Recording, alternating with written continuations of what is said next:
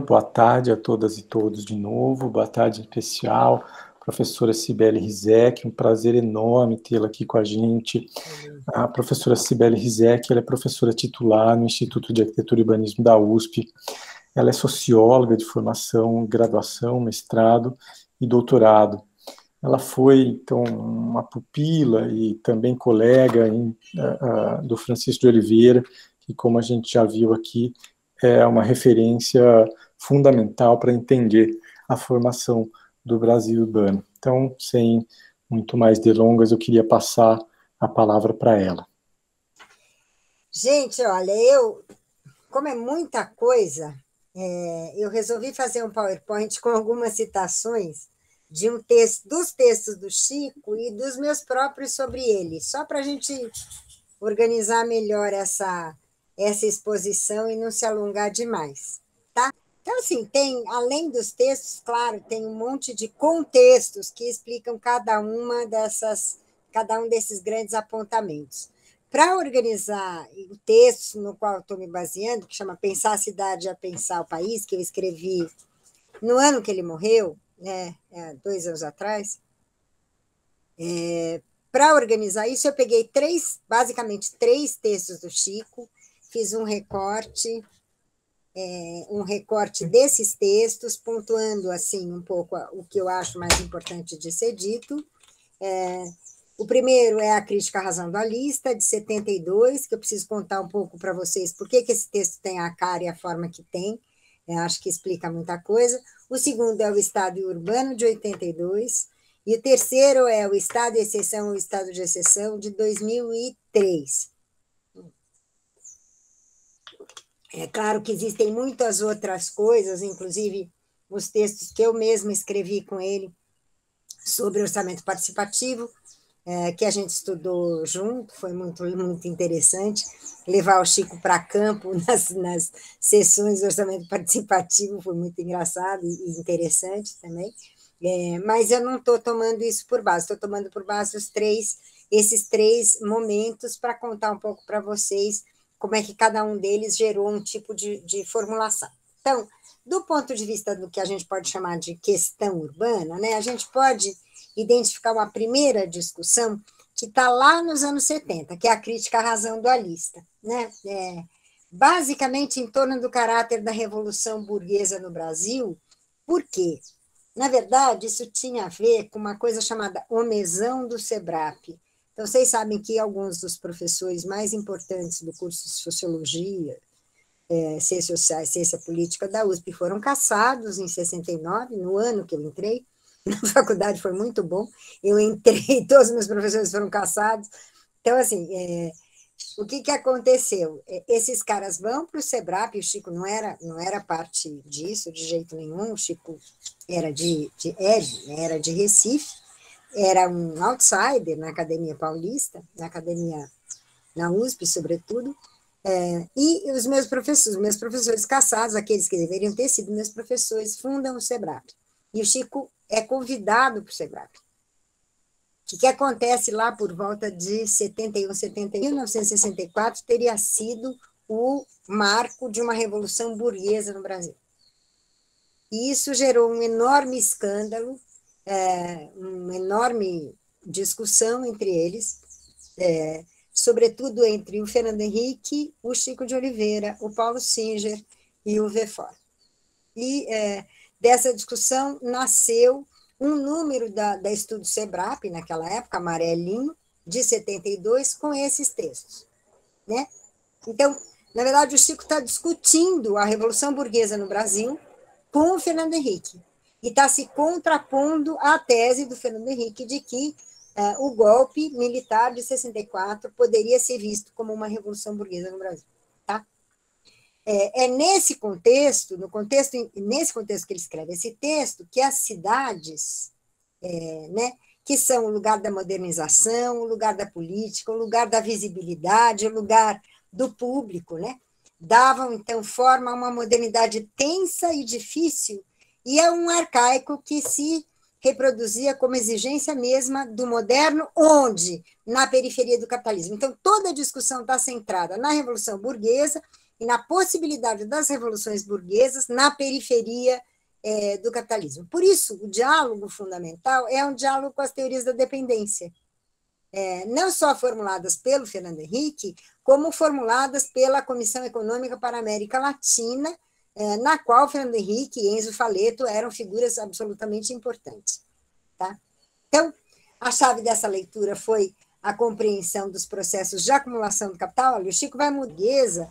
Eu quero discutir os processos de acumulação do capital no Brasil. Né? Quais são os processos, quais são as especificidades dos processos de acumulação e modernização, né? Naquilo que as teorias da modernização e as teorias da dependência, no bojo das teorias da modernização, não conseguiu desvendar. Esse é um tema fundamental, né? O tema da modernização, o tema do desenvolvimento. Esse é um tema fundamental do segundo pós-guerra, né, que vai dar origem, enfim, a um conjunto muito significativo de teorias e de autores que vão discutir exatamente dependência, modernidade e modernização na América Latina e no Brasil. Tá? Então, o Chico vai enfrentar essa discussão e vai propor uma tese muito ousada de reprodução do arcaico, que é uma exigência desse processo, né, de elaboração, de consecução do moderno. Para discutir o que era o arcaico, era a agricultura familiar, era o mutirão, entenda-se mutirão, não o movimento por autogestão, mas a autoprodução em cooperação, né, das casas periféricas, em terrenos periféricos, os chamados terciários inchados, essa era uma tese super popular, né, que caracterizavam as cidades brasileiras, as questões demográficas, né? Tudo isso ele vai sempre pensar como arcaico, um arcaico que é uma exigência do próprio processo de modernização, tal como ele acontece no Brasil. Né? Então, ele vai, então, se contrapor frontalmente, não só ele, amarelinho, assim, é o texto do Paulo Singer, que também se contrapõe frontalmente ao Fernando Henrique, e depois o texto do Vefor, em que o Vefor chama, o Vefor diz não é dependência, é imperialismo. Então, os três estão tentando responder ao Fernando Henrique a partir de uma releitura de Marx e das teorias marxistas. Também é interessante dessa perspectiva entender que o Chico faz uma ousada combinação entre Marx e Celso Furtado. Né? Ele é um furtadista militante, enfim. Ele trabalhou com o Celso Furtado a vida inteira na Sudene, antes de chegar em São Paulo. O Celso Furtado, nessas alturas, não está no Brasil, e o Chico faz essa síntese entre o pensamento do Celso Furtado e uma reflexão de extração marxista. Tá? Então, bom, esse é o contexto. Vamos, então, às ideias centrais. Está claro, gente? Posso continuar aí? As ideias centrais da crítica da razão dualista, tal como eu recortei aqui. Né? Então, a crítica à razão dualista, ela se construiu, então, no embate teórico e político, flagrando, então, sinais de uma nova forma de explicação. Ela foi muito ousada, né? Ela foi muito ousada mesmo na época. Ela foi, assim, quase escandalosa, né? Porque era impossível, é verdade, porque era impossível se contrapor à liderança, ao charme, ao encantamento do Fernando Henrique, né? Que era, de fato, então conhecido então como o príncipe da sociologia brasileira. Não contente com isso, ele virou presidente da República, mas, enfim, ele tinha essa aura, né, de centralidade mesmo. Então, esse contraponto foi bastante corajoso. Né? Ele vai, então, apelar para o Marx, para uma teoria da acumulação, e vai articular a acumulação e reprodução ampliada do capital nas suas especificidades na periferia do capitalismo. O que quer dizer isso? Isso quer dizer que ele vai pensar não apenas a extração de mais-valia, né? O processo pelo qual o trabalho morto se alimenta do trabalho vivo, explorando, né, o trabalho vivo, mas ele vai pensar todo o circuito de reprodução do capital, que passa por um grande processo que é produção, distribuição, circulação, consumo, produção, né?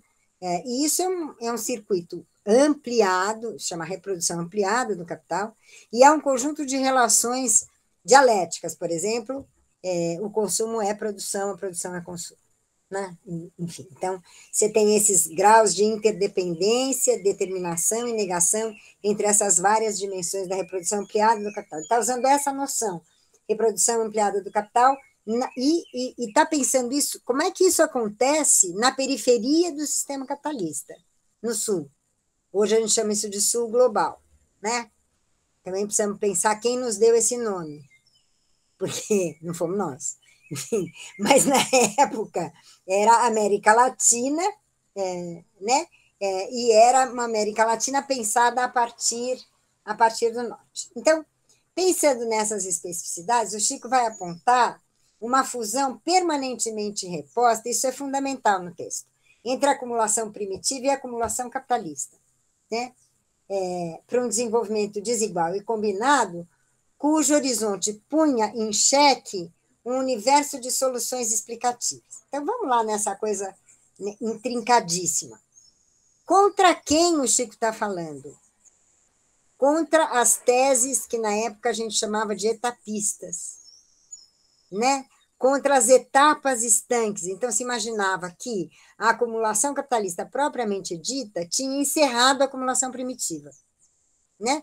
A acumulação primitiva fazia parte do processo de constituição do capitalismo, ela é primitiva ou originária, né? Tal como Marx a descreve no último capítulo do livro 1 do Capital, e aí, acontece a Revolução Industrial, acabou a acumulação primitiva, né? E começa uma acumulação capitalista propriamente dita, em cima da extração, eu vou falar um palavrão, de mais-valia relativa, ou seja, em cima da produtividade do trabalho, né? A jornada fica a mesma, a produtividade aumenta, a extração de mais-valia aumenta.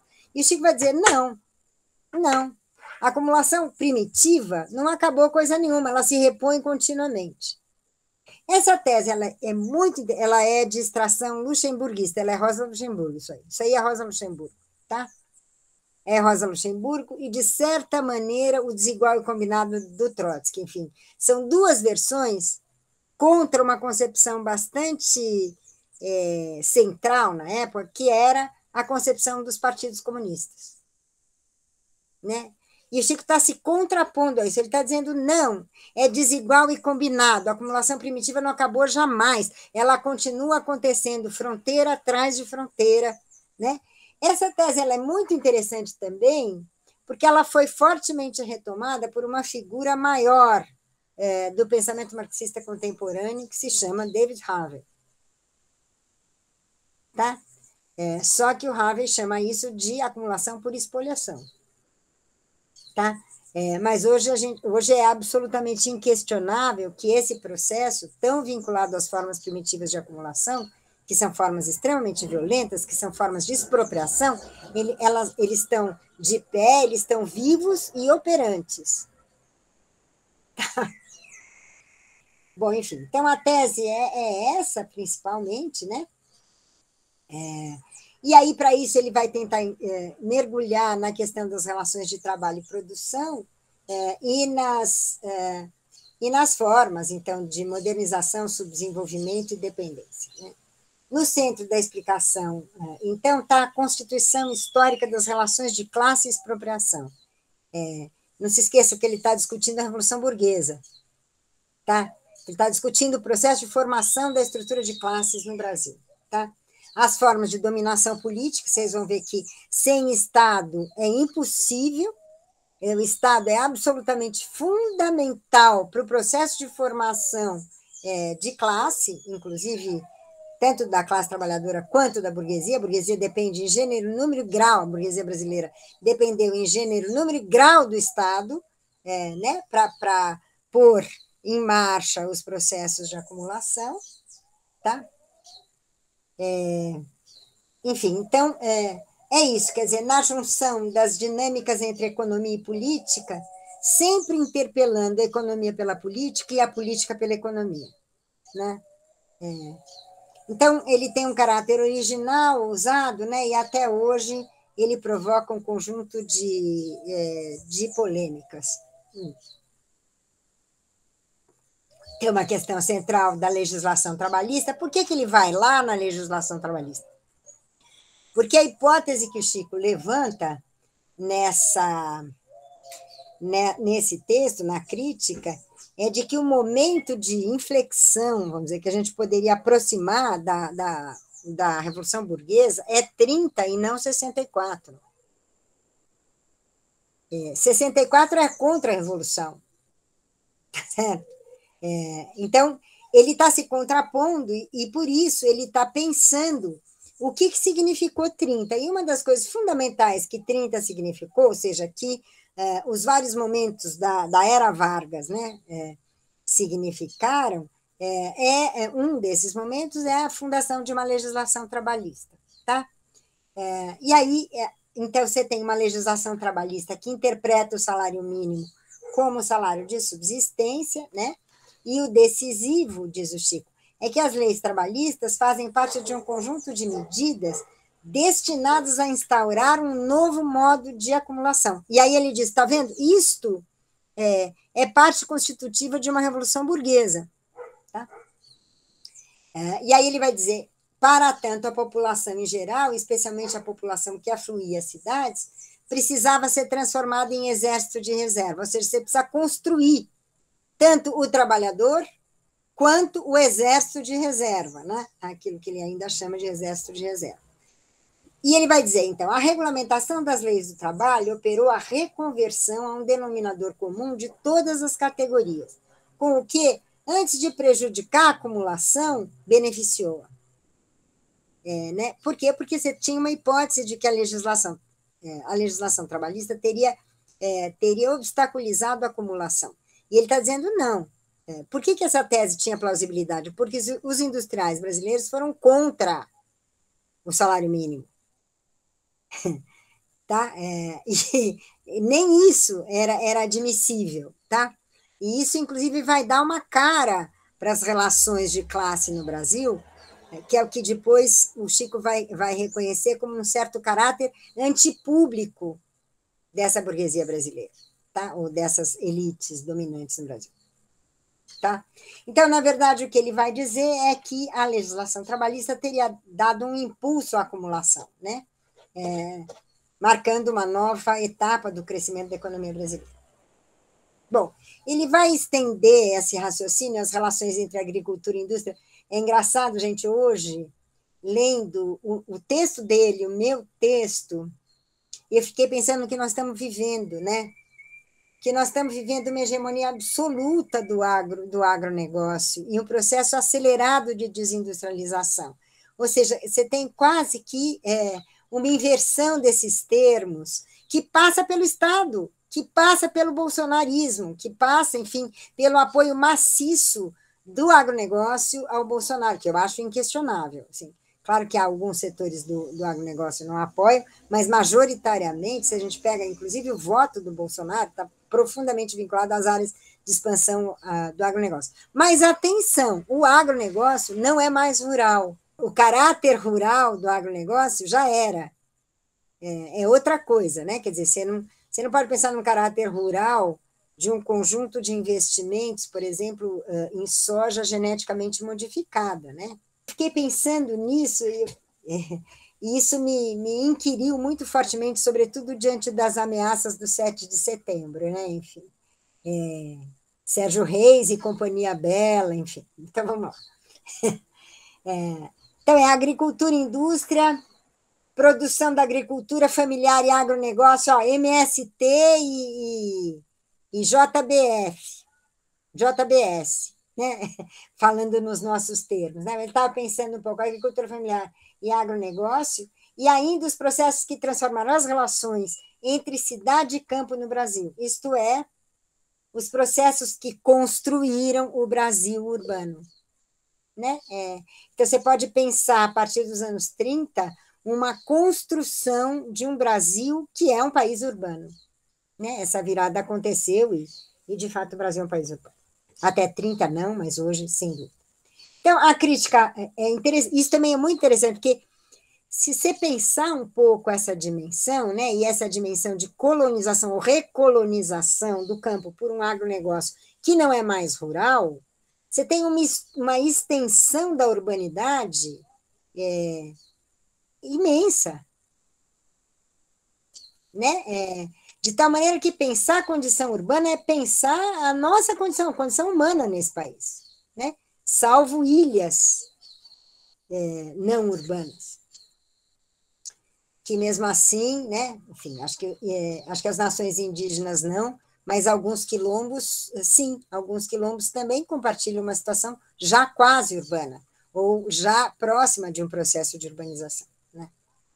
Então, a crítica à razão dualista vai antecipar a compreensão da perenidade e continuidade de uma acumulação primitiva originária, que vem, então, recebendo esses nomes de expossessão, espoliação, né? Matriz continuamente reposta na produção capitalista no Brasil. Né? Se a gente pegar, por exemplo, as fronteiras, as próprias fronteiras do agronegócio, a gente vai ver que essa acumulação primitiva é continuamente reposta. Tá? Lembrando que a acumulação primitiva se caracteriza pela expropriação e pela violência. Né? Então, no texto, Chico reconhecia a simbiose e a organicidade do moderno capitalista e do arcaico pré-capitalista em uma unidade de contrários, assentada na expansão do capitalismo, ou seja, numa formação capitalista e não simplesmente uma condição passageira, é uma condição estruturante. Tá? Então, era preciso enfatizar as estruturas de dominação que se articulavam, aqui é uma diferença importante, de modo endógeno.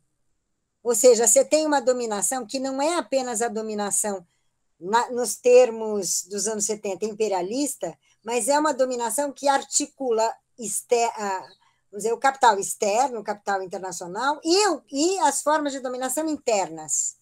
Então, não bastava caracterizar um país como dependente, tinha que entender de que maneira isso se revertia e fazia com que se constituíssem as relações internas de classe. Deu para entender?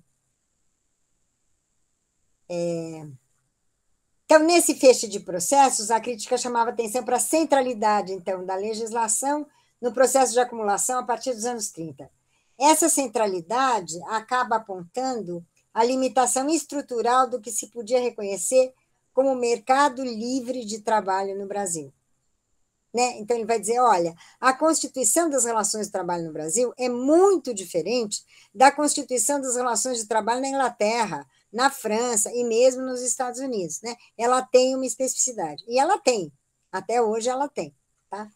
E a gente vai ver quais são essas especificidades, tal como ele descreveu nos anos 70. Vocês vão ver que isso depois, quando ele escreve nos anos 2000, muda, né? Então, por exemplo, ele vai pensar nova informalidade mais para frente, né? Aqui já perto da gente. Ele vai pensar nova informalidade, ele vai pensar novas relações entre formal e informal, mas a gente chega lá.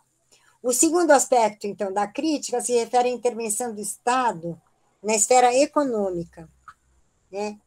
Operando na regulamentação dos outros fatores, para além do trabalho, né? Preços, distribuição de ganhos e perdas entre os estratos e os grupos de classe, estratos de classe, gasto fiscal. Isso tem tudo a ver, por exemplo, com a questão tributária, com o que mais tarde vai ser muito importante para ele, que é a questão dos fundos públicos e da apropriação e da disputa pelos fundos públicos, tá certo? Com a regulação de preços. Então, por exemplo, a regulação do preço do aluguel, congelamento do aluguel. Né? O que aconteceu com o congelamento dos aluguéis? Isso era uma regulação do Estado. Tá? O que acontecia com a fixação de preços de combustível? O que acontecia com a fixação de preços, enfim, de cesta básica? Tá? Isso tem a ver com uma intervenção do Estado na esfera econômica que é absolutamente indispensável para a acumulação do capital no Brasil. Indispensável. Fale o neoliberal. O Paulo Guedes pode falar o que ele quiser. Ele pode dar as piruetas que ele quiser. Sem Estado, a acumulação fica completamente obstaculizada. O que permitiu o processo de acumulação industrial foi uma fortíssima intervenção do Estado. Portanto, olha só, Você tem uma industrialização que foi todo o tempo permeada pelo Estado e, portanto, que tem todo o tempo uma dimensão política. Né? E isso é legal da gente pensar, isso hoje, quando a Febraban, por exemplo, se manifesta e o Guedes faz com que o Banco do Brasil e a Caixa Econômica saiam da Febraban, como se isso fosse possível. Né? Como se acumular capital não tivesse uma dimensão política. Claro que tem, sob qualquer uma das suas formas. Tá? Então, a direção das medidas e dos processos relativos ao controle de preços, os preços sociais, por exemplo, e da sua condução, era de fazer, isso é fundamental, gente, era de fazer o Estado, em última instância, regulando preços, né, ajustando um conjunto de elementos, tentava fazer com que a empresa capitalista industrial fosse a unidade mais rentável do conjunto da economia. Ou seja, a pedra angular da acumulação era a fábrica. Tá? E isso dependeu do Estado o tempo todo. E isso é muito legal, porque é muito legal como dimensão de explicação histórica do processo de industrialização e urbanização, mas isso também é muito legal para pensar hoje. Por quê? Porque a empresa industrial não é mais a pedra angular, tampouco a unidade mais rentável do conjunto da economia. Tá? Isto também foi produzido. Isso não é a mão invisível do mercado. Que de invisível, aliás, não tem porcaria nenhuma, né? Mas, enfim, isso foi produzido. E essa produção tem vários nomes. Um deles, que eu particularmente gosto bastante, é dominância financeira. Né?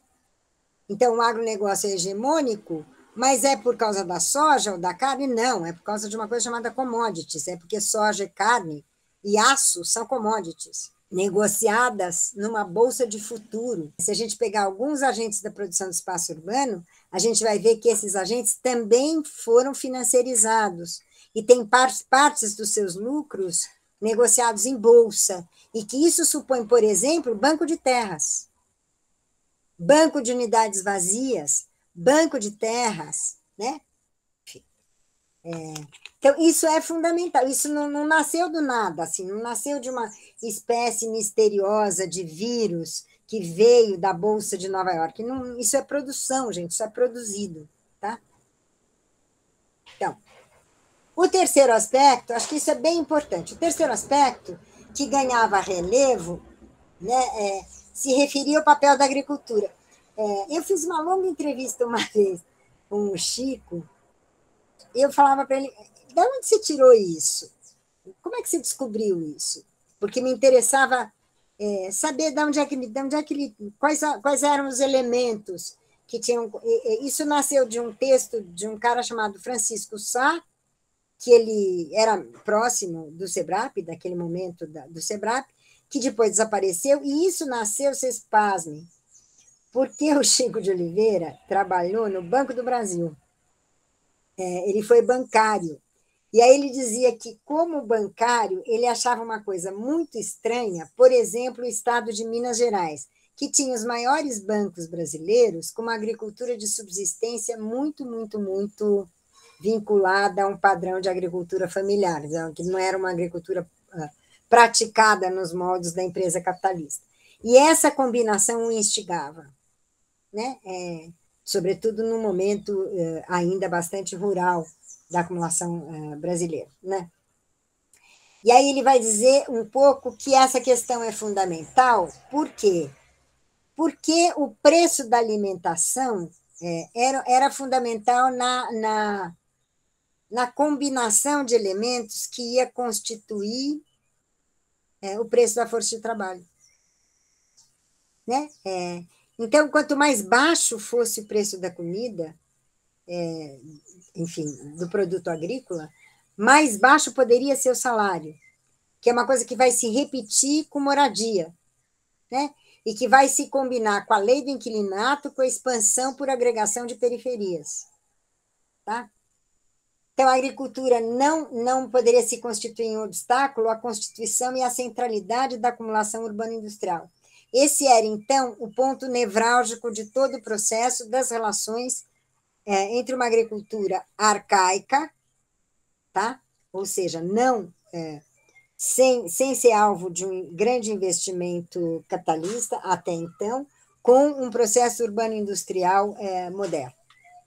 Então, ele vai dizer em 72, a solução do chamado problema agrário, nos anos da passagem da economia de base, agrário-exportadora para urbano-industrial, foi um ponto fundamental para a reprodução das condições da expansão capitalista. Esse complexo de soluções se apoiariam no enorme contingente de mão de obra, oferta elástica de terras e viabilização do encontro desses dois fatores pelo Estado, tá? Constituindo infraestrutura e rede rodoviária. E aí o Chico diz, ela é um complexo de soluções cujo denominador comum reside na permanente expansão horizontal da ocupação com baixíssimos coeficientes de capitalização e até sem nenhuma capitalização prévia. Numa palavra, opera como uma sorte de acumulação primitiva. Por que um tipo de acumulação primitiva? Porque expropria continuamente esse produtor rural, né? Rebaixando continuamente o preço do produto do seu trabalho. Bom, então é isso, né? Essa permanência da acumulação primitiva é uma característica da condição periférica, né? E ela é estrutural e não apenas genética. Tá? Então, o que estava em questão era o custo de reprodução da força de trabalho, é muito curioso, porque ele vai dizer que, então, você tem um padrão primitivo mantido, ampliado e combinado às novas relações de produção, o que teve nas cidades e nas empresas industriais fortíssimas repercussões, permitindo um extraordinário crescimento industrial e de serviços, com taxas de acumulação muito, muito, muito elevadas. Vejam que quando uma taxa de acumulação é muito elevada às custas de um setor de agricultura familiar inteiro, você tem uma extração de recursos, uma drenagem de recursos do setor de serviços pouco capitalizado, de uma agricultura pouco capitalizada, para a pedra angular da acumulação, que é a empresa industrial, que é a indústria, tá? Que é a unidade fabril. Nessa equação, você tem ainda essa coisa dos serviços, e aí vai ser fundamental, por quê? Porque ele vai entrar em choque com uma interpretação clássica da CEPAL, que é o famosíssimo terciário inchado. Né? Quer dizer, então você tem serviços pouco capitalizados, que absorvem força de trabalho, e um terciário inchado que é classicamente o camelô, o cara que vende na esquina, enfim, um monte de serviços de manutenção de natureza artesanal, o sapateiro, o consertador, o mecânico, a borracharia, sei lá, enfim, todo esse tipo de serviços que vão absorvendo uma força de trabalho que é, na verdade, reserva de mão de obra para a indústria, mantendo o salário mais barato e permitindo a reprodução da força de trabalho num nível mais barato também. Tá? Então, a citação é a seguinte. Terciário configura-se assim como o setor que mais absorveu os incrementos da força de trabalho. Se essa absorção podia ser creditada à incapacidade do setor primário de reter população e, por oposição, a impossibilidade de absorção pelo setor industrial, Chico oferece como explicação a ideia de que o crescimento do terciário, na forma como se dá, absorvendo crescentemente força de trabalho, faz parte do modo de acumulação urbano adequado à expansão do sistema capitalista no Brasil. Portanto, essa montanha de gente vendendo banana, esses camelôs todos vendendo tudo que se pode imaginar, isto é funcional, isso não é entrave, tá? Isso ajudou o processo de acumulação, isso não obstaculizou, tá? Não se está em presença de nenhuma inchação, nem de nenhum segmento marginal da economia. É muito cruel, mas piorou muito de lá para cá. Eu não sei quem está falando, mas piorou muito, porque, olha, gente, eu estou começando a estudar Vamos ver se eu consigo os financiamentos necessários para começar uma pesquisa sobre entregadores. Piorou muito, né? Piorou muito, porque os entregadores são o que a Ludmila chama de trabalhadores just in time. Ou seja, a separação entre trabalho e vida dançou. O cara tem que estar disponível o tempo todo, né? Inclusive para morrer, se for necessário. Hoje eu ouvi uma entrevista do Galo, depois, se vocês quiserem, está na revista Rosa, que acabou de sair, saiu um dossiê sobre os trabalhadores de plataforma. É incrível, é incrível. E é incrível também que o Chico conseguiu antever isso. Nos textos de 2003, ele já mostrava que era isso que ia acontecer. Já vou mostrar isso para vocês. Então, bom, a aceleração do crescimento nucleado pela indústria exigiu das cidades infraestrutura e serviços que não existiam, né? Simplesmente não existiam. Vocês percebem que é muito diferente do processo europeu. E é muito diferente do processo europeu, porque nós vamos voltar a isso, todo incremento na divisão social do trabalho que antecedeu a industrialização na Europa não aconteceu no Brasil. Não aconteceu. Então, você tinha uma infraestrutura e serviços que simplesmente não existiam na cidade. Tá? Então, a intensidade da expansão industrial não permitiu uma intensa e simultânea capitalização nos serviços, sob pena desses concorrerem com a indústria propriamente dita. Tá? Então, em vez do tal do terciário inchado, o Chico diz, trata-se de um tipo de crescimento para esse setor, o dos serviços em geral, que não é contraditório com a forma de acumulação, que não é obstáculo à expansão global da economia, que não é consumidor de excedente. A aparência de inchação esconde um mecanismo fundamental da acumulação. Os serviços realizados à base de pura força de trabalho, que é remunerada a níveis baixíssimos, transferem permanentemente para as atividades econômicas de corte capitalista uma fração do seu valor, mais-valia em síntese. Vocês imaginem isso na escala de 32 milhões de trabalhadores plataformizados no Brasil hoje. Né? Então, você tem uma transferência a níveis baixíssimos.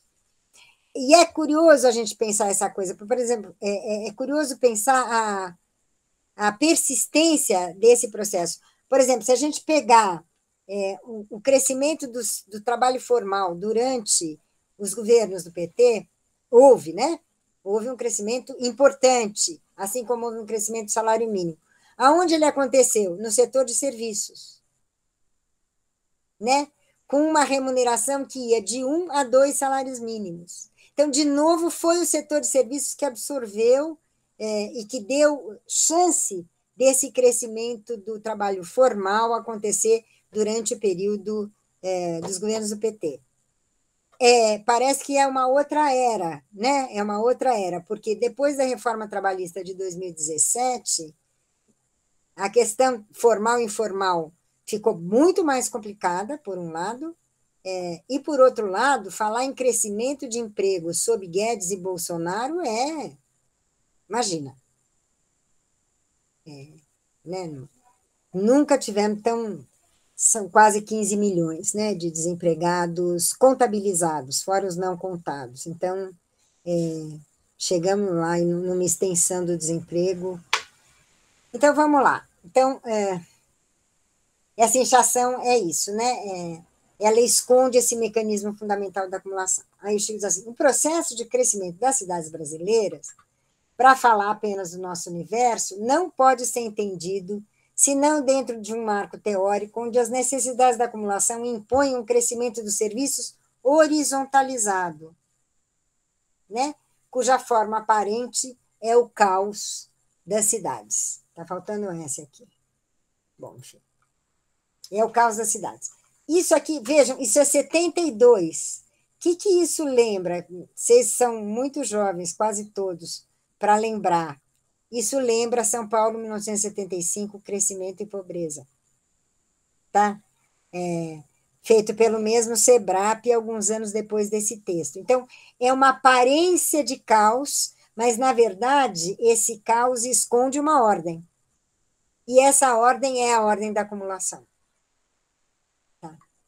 O que é muito difícil explicar para o estudante de arquitetura, é difícil explicar isso, né? Vocês acham que, se vocês olham para a cidade, vocês entendem, veem aquilo como uma dimensão caótica. Ela não é caótica. Ela tem uma forma e ela tem uma ordem. Tá? E aí, o crescimento urbano anárquico não seria caótico, a hipótese do Chico em 72, em relação às necessidades da acumulação. Portanto, você tem alguém que ordena isso. Esse processo que ordena são as necessidades da acumulação.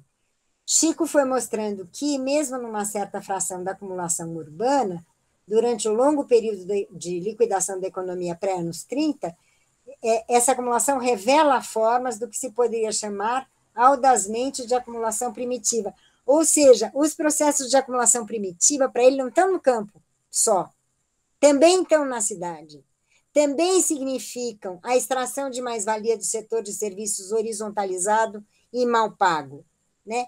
Também significa a manutenção de uma enorme reserva de população como reserva possível para um emprego formal continuamente desvalorizado nas suas formas de remuneração. Bom, aí vai aparecer uma coisa que deu ensejo a uma discussão interminável, que é a discussão do mutirão. Aí, gente, atenção. Da onde nasceu esse negócio? Também perguntei para ele. Isso nasceu de uma pesquisa que ele fez em Santos, junto com o Rodrigo Lefebvre, junto com o pessoal do Grupo Arquitetura Nova.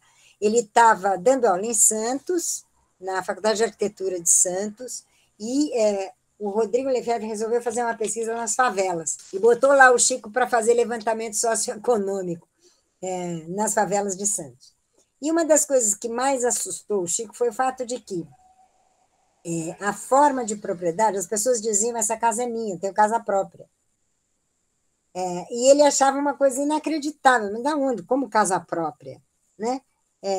E aí ele vai um pouco fustigar essa ideia do mutirão, mas vejam, ele não está se referindo ao mutirão autogerido, ele está se referindo ao autoempreendimento, ele está se referindo ao crescimento por agregação de periferias com autoempreendimento. Autoempreendimento, aliás, de tudo, né? Que é casa, é arruamento, é esgotamento sanitário como é possível, o gato, é do jeito que dá. Tá? É a isso que ele está se referindo. A esse processo de produção da moradia popular. Tá? Então, ele vai dizer que, dentro, então, dessa lógica intersetorial, quer dizer, agricultura, indústria, serviços, assim como dentro das dimensões industriais e urbanas, o que o Chico reconhece é um processo de desenvolvimento sempre desigual e combinado. Ou seja, não há linearidade de desenvolvimento no Brasil. Mais tarde ele vai dizer a desigualdade cresceu, a desigualdade abissal brasileira cresceu não porque não houve crescimento econômico, mas porque houve. A forma do crescimento econômico, a forma do desenvolvimento econômico, ele também gera um aprofundamento das desigualdades bastante importante.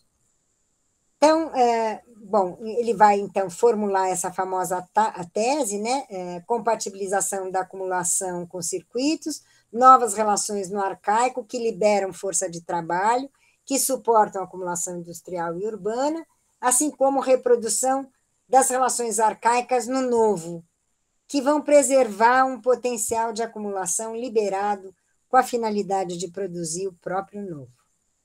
Tá? Então, esses processos combinados foram, então, absolutamente necessários e absolutamente específicos do que foi o processo de industrialização e urbanização na periferia do modo capitalista de produção. Essa é a leitura dele da formação da economia industrial brasileira, assim como é a leitura dele. Vejam, então, essa é uma discussão que eu tive inúmeras vezes já, inclusive com gente que eu gosto e respeito muito, como a professora Ana Fernandes. Então, as pessoas falam assim, não, mas essa discussão sobre industrialização, isso diz respeito ao Sudeste e ao Sul. Não é verdade, gente? Desse ponto de vista, a industrialização altera os processos de urbanização em escala nacional. Primeiro, porque a industrialização não é um fenômeno do Sudeste. Não é. Tá? Apenas do Sudeste. Camaçari que o diga, né? Por exemplo. Tá?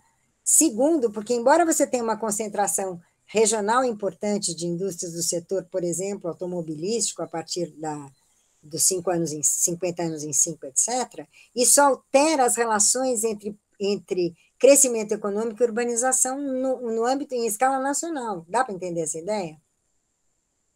Então, urbanização e industrialização são gêmeos tipófagos. Não dá para descolar uma coisa da outra, não dá, porque a dinâmica urbana se altera profundamente a partir da mudança dos eixos de acumulação. Dá para entender essa ideia? Então, a industrialização não é um fenômeno do Sul, né? Pelo menos não nessa chave de leitura aqui. Então, bom, essa é a discussão que ele faz. Eu estou pulando algumas coisas aqui, mas acho que dá para entender. E, ao fim e ao cabo, ele vai dizer que da expansão da economia capitalista, né, o processo de formação da economia brasileira pode ser entendido como a história da expansão da economia capitalista, mas essa expansão não repete nem reproduz o modelo clássico. Ou seja, a história da formação econômica brasileira e da industrialização brasileira não repete e não reproduz os moldes pelos quais esse processo aconteceu no centro do modo capitalista de produção. Ele tem uma especificidade que é estruturante, tanto do ponto de vista urbano, quanto do ponto de vista industrial.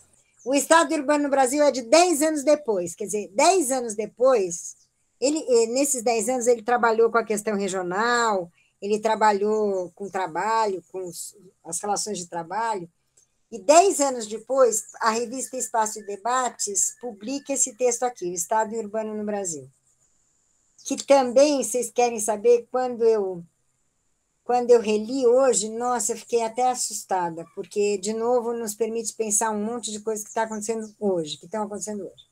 Então, ele vai retomar essa discussão do Estado, do urbano, sob a luz de um tema que foi importante para ele também, que é o tema da autarquização das cidades brasileiras. Tá?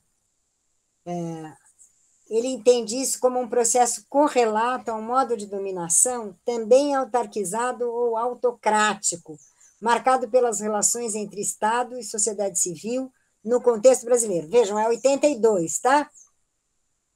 A ditadura militar não acabou, isso aqui é governo Figueiredo, né? Aquele cara que dizia que preferia cheiro de cavalo a cheiro de povo.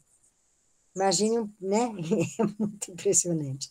Então, assim, você tem uma grande mobilização pela democratização do país, né? Estamos no que mais tarde o Chico vai chamar de a era das invenções, movimentos sociais, movimento sindical, CUT, PT nascendo, grandes novidades acontecendo no cenário, e ele está dizendo, bom, por que essa ditadura não cai, em última instância, porque essa ditadura responde a um modo de dominação também autarquizado e autocrático, marcado pelas relações entre Estado e sociedade civil no contexto brasileiro. A atualidade da conclusão, eu acho impressionante. Então, olha o que ele diz na conclusão.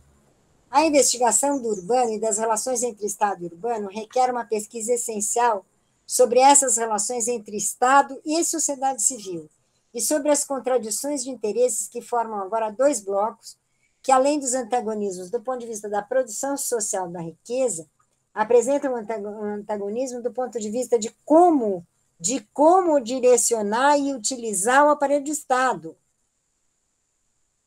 Né? Quer dizer, quem vai se apropriar dos fundos públicos? Para quê?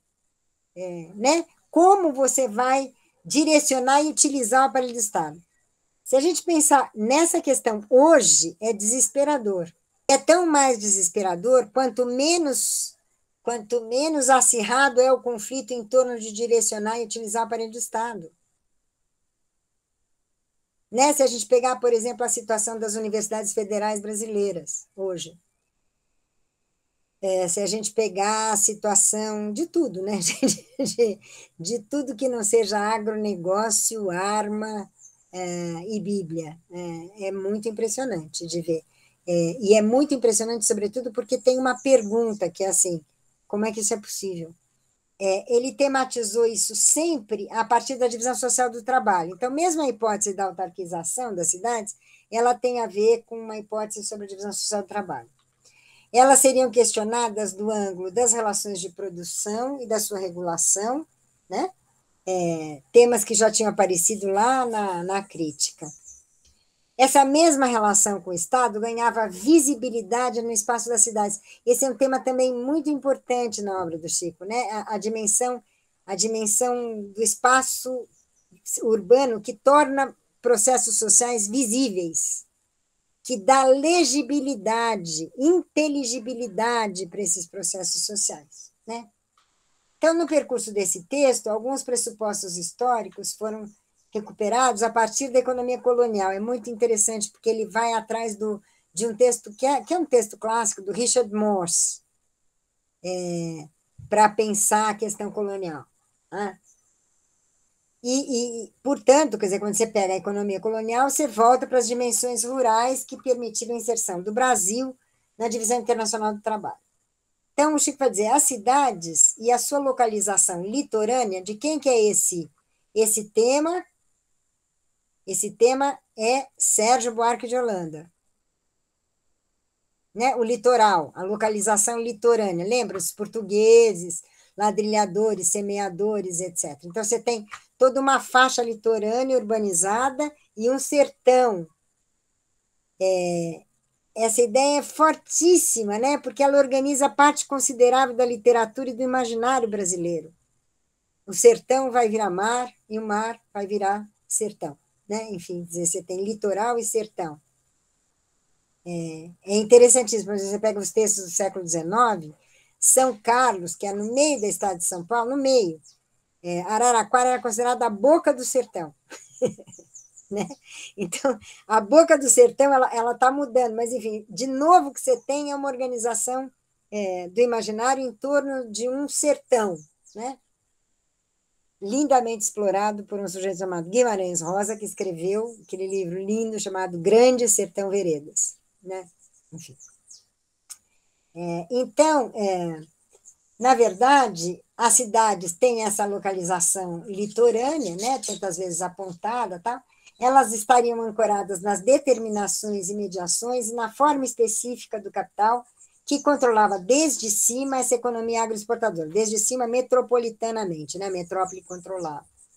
Nas cidades, então, localizavam-se também uma ideia importante que está no Chico, mas que também está muito fortemente no Paulo Singer, Economia Política da Urbanização, muito fortemente. Vocês podem procurar lá, vocês vão encontrar.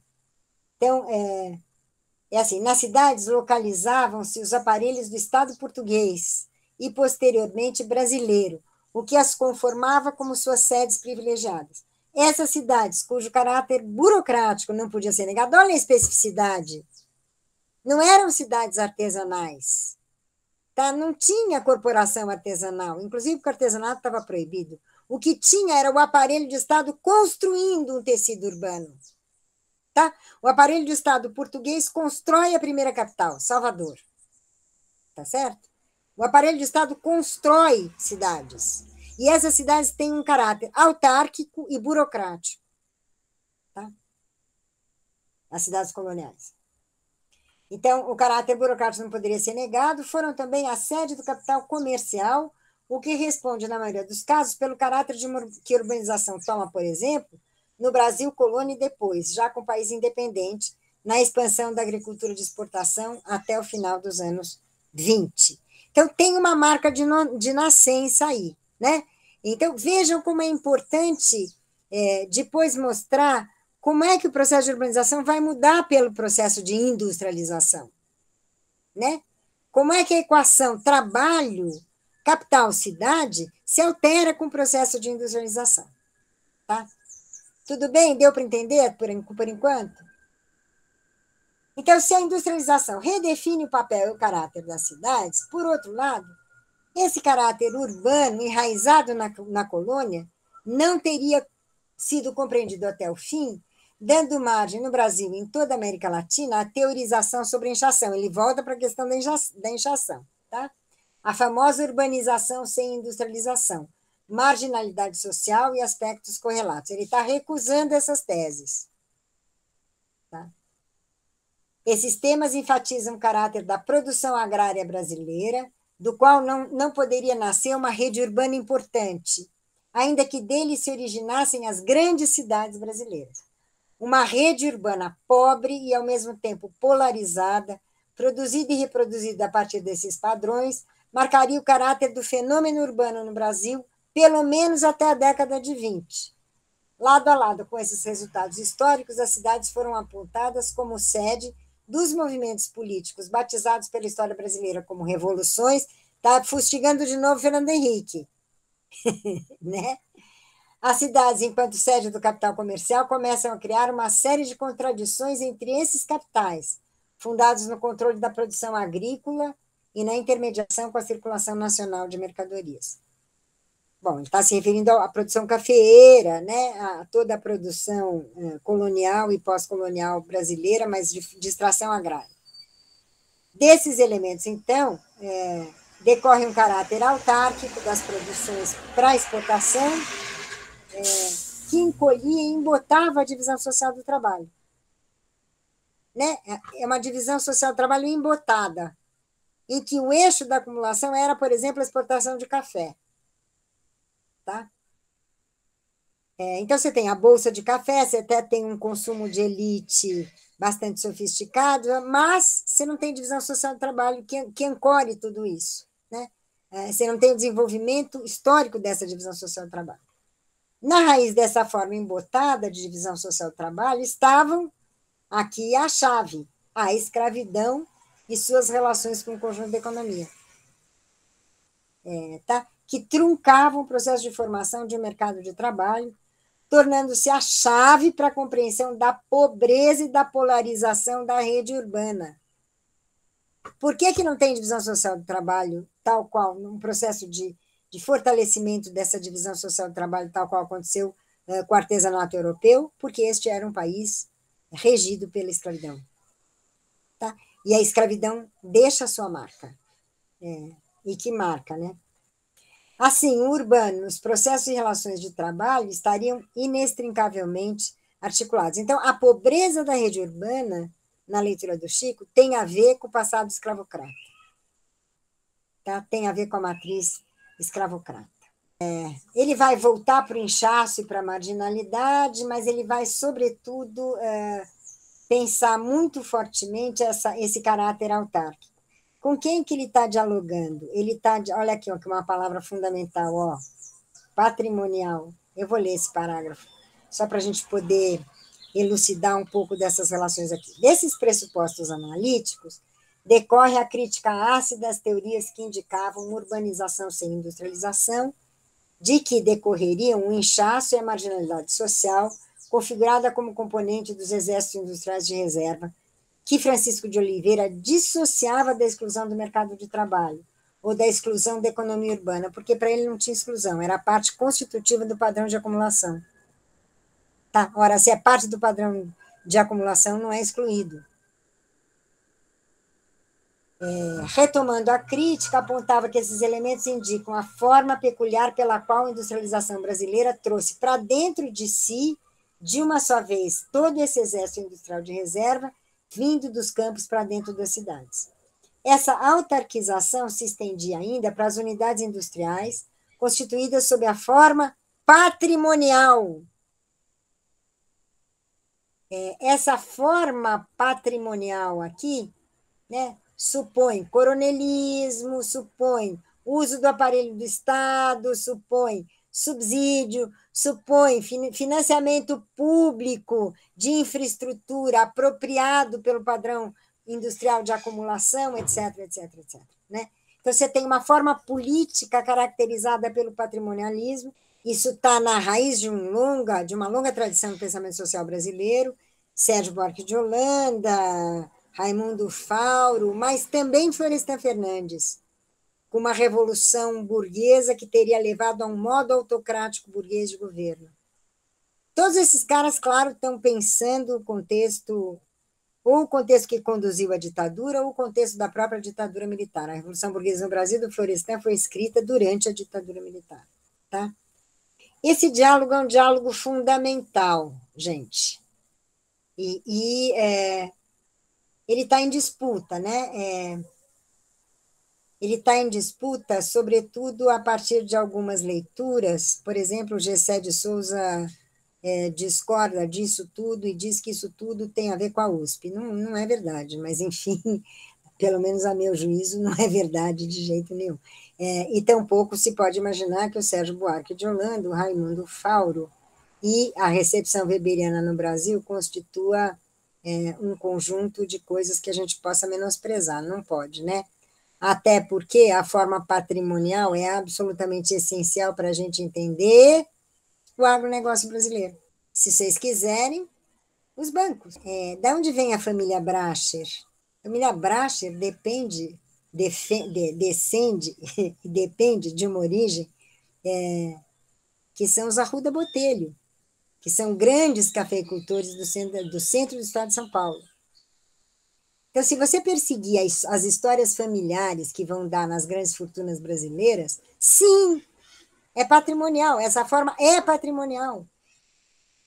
E esta forma patrimonial continua sendo ratificada governo após governo, momento após momento. São grandes fortunas de origem familiar, que se mantêm.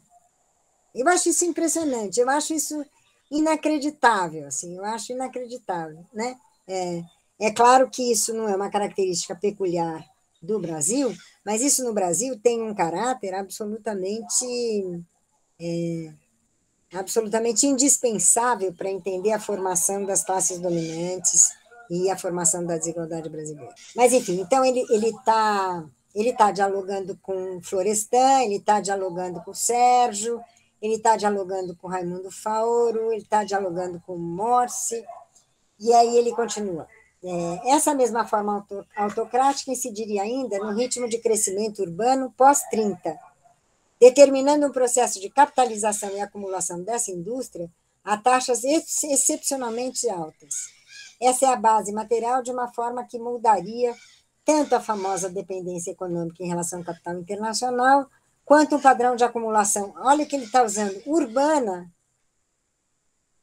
um padrão de acumulação urbana múltiplo da acumulação industrial, que conduziria o Estado a direcionar a potência do seu poder de coerção extraeconômica para uma mudança do padrão de acumulação.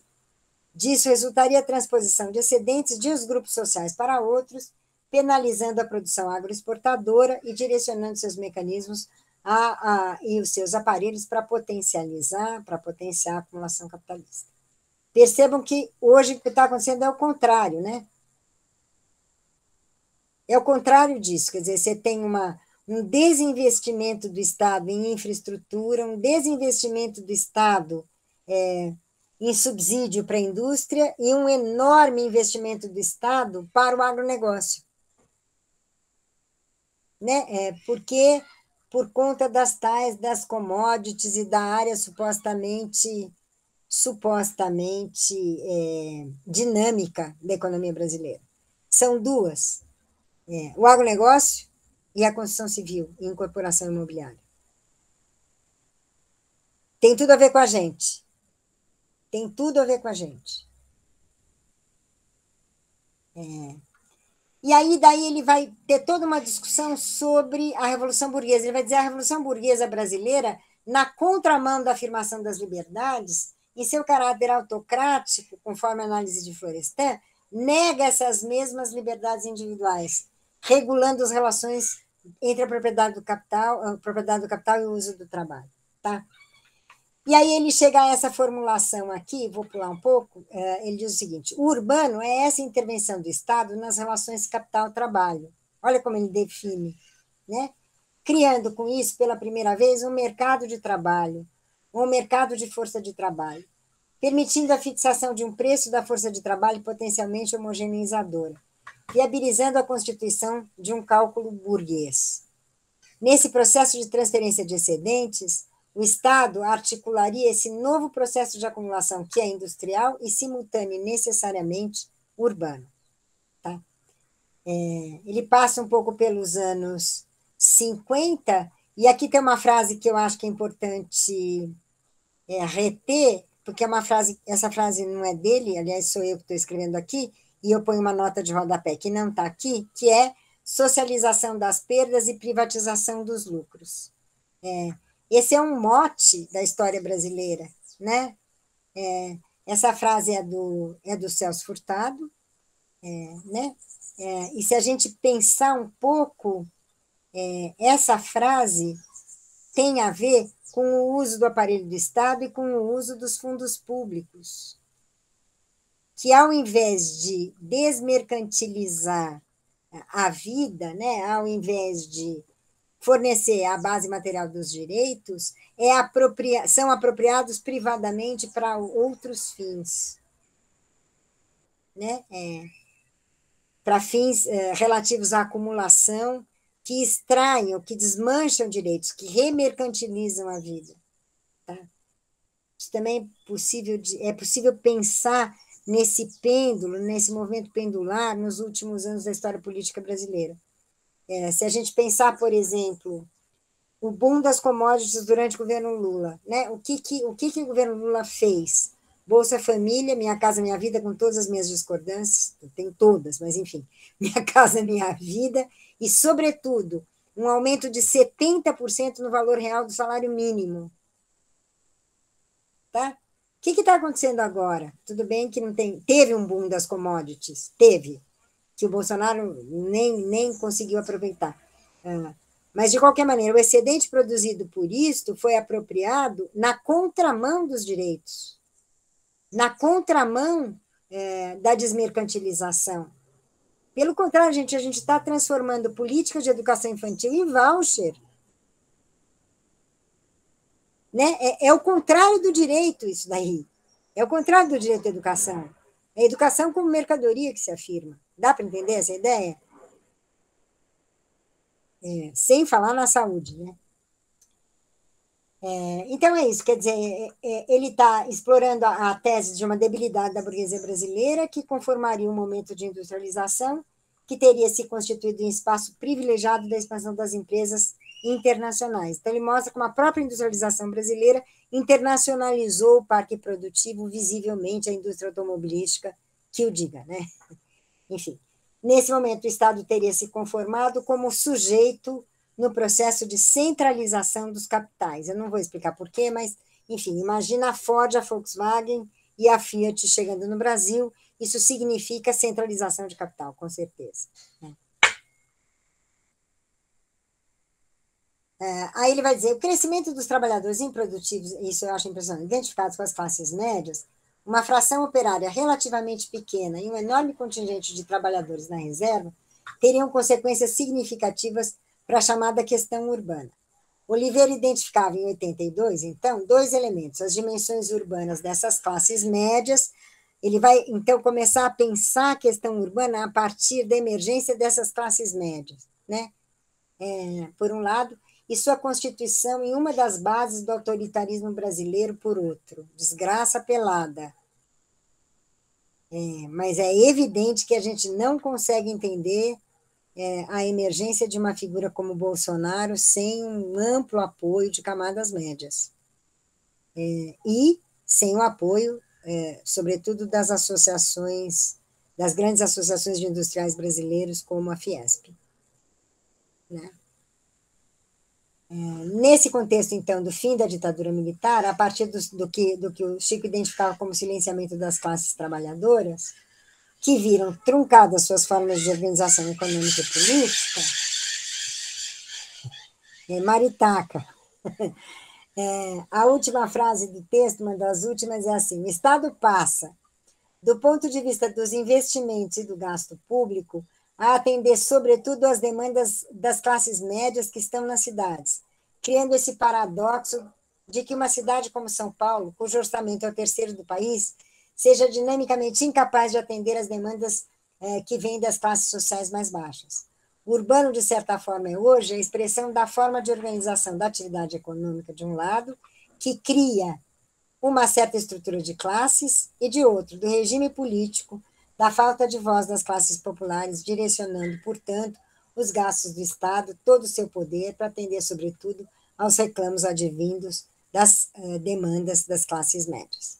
Ele está falando, por exemplo, se a gente pegar o desvio do financiamento do BNH, que sai do financiamento de habitação popular para financiar camadas médias, ele está falando do advento de um gigantesco processo de privatização de saúde e de educação que acontece durante a ditadura militar.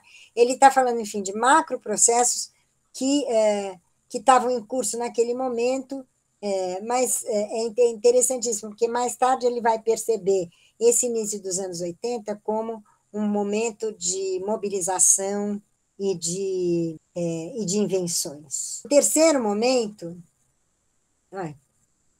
aqui, é uma palestra, uma conferência de abertura que ele fez no Mampur, em Belo Horizonte, e que depois foi publicado na Revista Brasileira de Estudos Urbanos e Regionais. Chama o Estado, que é o urbano e o estado de exceção, ou, sei lá, urbano estado, ou estado de exceção, urbano exceção ou estado de exceção, acho que é assim que chama o texto, mas está lá publicado e está online, é fácil encontrar. Deixa eu contar um pouco para vocês o que estava acontecendo nesse momento. 1, 2, 3, nossa, tá. Esse momento já diz respeito ao início, se eu não me engano, ao início do governo Lula, ao início de um processo de afastamento do Chico de Oliveira do PT, que nasceu de um conjunto de denúncias. O Chico denunciou o delúbio, denunciou um povo lá. O que ele estava denunciando não era nem corrupção, era uma forma de apropriação dos fundos públicos com a qual ele não estava de acordo. E foi indo, e a briga foi indo num crescente, até que isso acabou gerando um enorme conflito entre o Zé Dirceu e ele, e aí ele sai do PT, e ele começa a ter um conjunto de elaborações e críticas muito ácidas em relação ao Partido dos Trabalhadores, em relação ao Lula, sobretudo ao governo Lula, sobretudo, e com isso é engraçado, porque de um lado ele consegue aprender o que talvez nenhum de nós estivesse conseguindo aprender naquele momento. Por outro lado, ele consegue antever alguns dos processos que dariam origem, por exemplo, à despolitização profunda que gerou um Bolsonaro na vida, né? Então, é um momento muito difícil na vida dele, muito difícil na produção dele. Nesse momento, talvez tenha sido o momento em que a gente foi mais próximo, inclusive. Ele dizia sempre que ele tinha saído do SEBRAP, né? Ele sai do SEBRAP, ele, na verdade, é saído do SEBRAP, e ele tinha fundado o SEBRAP, e ele costumava dizer, do alto dos seus, acho que naquelas alturas, quando ele tinha 70 e poucos anos, a minha idade, a idade que eu tenho hoje, ele dizia, agora eu trabalho com um bando de mulher. Eu trabalho com um bando de mulher. E, de fato, era a Maria Silvia, a Maria Célia, a Vera Teles, eu, enfim, a Ana Amélia, um monte de mulher no NEDIC, então, e ele trabalhava realmente com um monte de sociólogas, né? Coisa que era meio inédita assim, na vida dele. Ele então, está sediando toda a produção dele na USP, se afastando do SEBRAP, e é nesse momento que todos nós fundamos o Núcleo de Estudos dos Direitos da Cidadania, com ele e a Maria Célia, né? Então, bom, essa produção dos anos 2000, uma dimensão implacável, né, de denúncia, a denúncia do Chico é sempre uma denúncia de rebaixamento dos horizontes. É sempre essa denúncia, né? Quer dizer, a gente tem uma expectativa que estava aqui e esse horizonte de expectativa foi rebaixado, tá? De um embotamento da reflexão, de um conformar-se ao real como única alternativa. Isso vai ganhando novas coisas nas descrições da cidade, que se faz presente por meio de temas que ora se colocam na perspectiva da materialização da desigualdade, e aí, de fato, a cidade materializa a desigualdade brasileira, né? Explicita a desigualdade brasileira.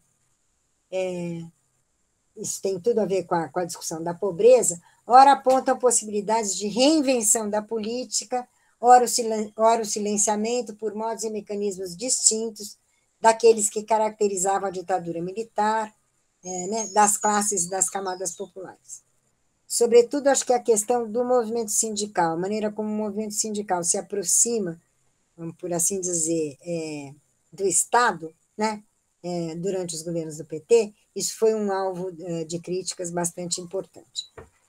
Nos diagnósticos, então, mais recentes, da segunda metade dos anos 90 até hoje, até quando eu escrevi o texto, 2 anos atrás, as questões... Escrever no Brasil é duro, né, gente? Porque, assim, virou a página, 2 anos depois já mudou tudo. Então, assim, de fato, as questões se complicam mais uma vez. Então, você tem o quê? Um quadro de políticas sociais que, na opinião do Chico, funcionalizaram, despolitizaram, empreenderam a gestão e administração da pobreza, e políticas públicas que ganharam forma a partir dos direitos do antivalor. Então, o que é isso? Acho que talvez o exemplo mais claro disso seja a ideia, que, aliás, está lá atrás, nos anos 90, de que você tem 40 milhões de inempregáveis e de que, para eles, você tem que distribuir recursos e pronto. Bolsa Família, né? O problema não é distribuir recurso, o problema é distribuir recurso integrando pelo consumo sem politizar essa pauta. Esse é o problema, é isso que o Chico está dizendo. Tá? Então, você teria uma despolitização e uma gestão da pobreza, tema que chega ao CNEDIC pelas mãos do Laimert Garcia dos Santos, né? Distração visivelmente Foucaultiana, enfim, o Laimert, né? E, de outro lado, você tem políticas públicas que de fato ganhavam forma a partir dos direitos do antivalor. Por exemplo, o SUS, né? Direito Universal à Saúde. Por exemplo, o direito à educação pública, gratuita, de qualidade. Por exemplo, universidade pública. Tá? Então, você teria a base material das possibilidades de universalização, desmercantilização da vida, e, por outro lado, as políticas que funcionalizam e administram a pobreza, fazem a gestão da pobreza, essas coisas se embaralharam. E, na opinião do Chico, isso tudo tinha perdido distinção, né? Práticas e novas justificativas recobertas de um novo discurso teórico acabam por recobrir de normalidade e legitimidade uma crescente mercantilização dos direitos que se configuravam anteriormente como horizontes universais. Isso a gente pode ver por todos os cantos, né? Isso não parou, não. Isso avançou, na verdade. Esses novos dispositivos, por exemplo, vou dar um exemplo para vocês, as OS, as organizações sociais como gestores de serviços públicos universais. Eu não sei se isso acontece por aí, por aqui. Todo o serviço de saúde municipal da cidade de São Paulo está terceirizado por OSs. Todos os hospitais municipais são administrados por OSs. Né? E aí você tem um mix de organizações sociais, organizações não governamentais, organizações e fundações empresariais, que vão fazendo com que tudo isso ganhe uma indistinção imensa. Então, você já não sabe mais se é a Coab, se é a empresa terceirizada da Coab, se é o Bolsa Família ou se é a ONG que administra as condicionalidades do Bolsa Família, ONGs essas que são, inclusive, de extração pentecostal e evangélica, e vamos lá. Era disso que ele estava falando. Isso foi uma pauta de discussão do CNEDIC infindável, tá? Então, você tem um conjunto de dispositivos que destituiriam conquistas de direitos, reinstaurando um espaço de necessidade onde não há lei, onde se verifica a suspensão da lei, um estado de exceção, uma exceção permanente, que teria se implantado por meio de processos inéditos de privatização da vida, na transformação opaca dos anos 90. Do que ele está falando? Da reforma administrativa dos anos 90. Ele está falando ainda do desmanche que acontece durante a década neoliberal por excelência, que são os anos 90. O que se esperava, o que ele esperava? Acho que disso eu posso dizer que eu tenho certeza. Ele esperava que os governos petistas revertessem isso. Tá? E essa reversão não aconteceu. Queria dizer uma coisa para vocês com a qual eu me preocupo muitíssimo, queria compartilhar com vocês essa preocupação. Olha só, se a gente pega as cidades que foram geridas, que foram administradas pelo PT e por governos de esquerda, o que acontece? Você tem um balanço, né? Então, você tem um governo, sei lá, vocês sabem que São Paulo é o tucanistão por excelência, então, você tem uma montanha de gestões, PSDB, DEM, não sei o quê, depois uma gestão petista. Essas gestões de direita, elas aprofundam processos de mercantilização de instituição que as gestões de esquerda não conseguem recuperar. De tal maneira que cada gestão democrática de esquerda começa num patamar mais baixo que a anterior. Tá?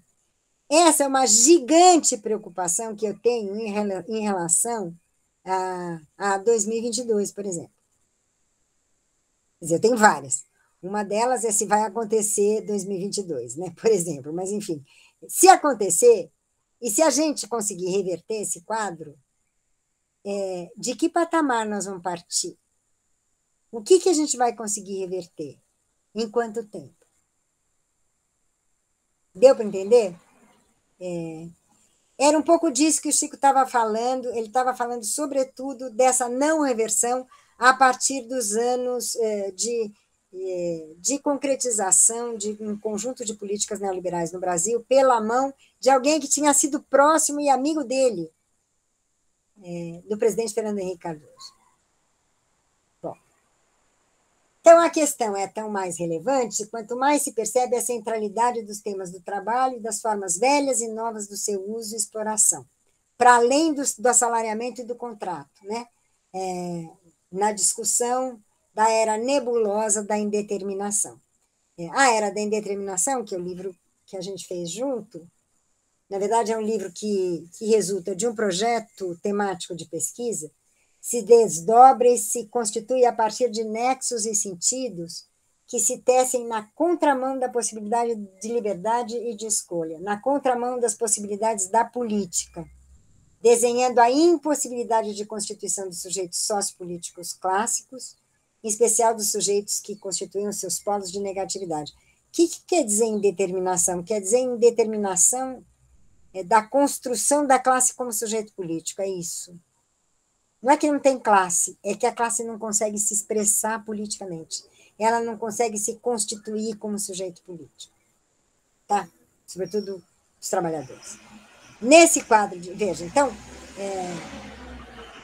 que ele está dizendo é isso, né? É que você desmanchou um monte de coisa, você desmanchou, inclusive, o assalariamento como forma de integração social. Você desmanchou, inclusive, o assalariamento como forma central das relações entre capital e trabalho.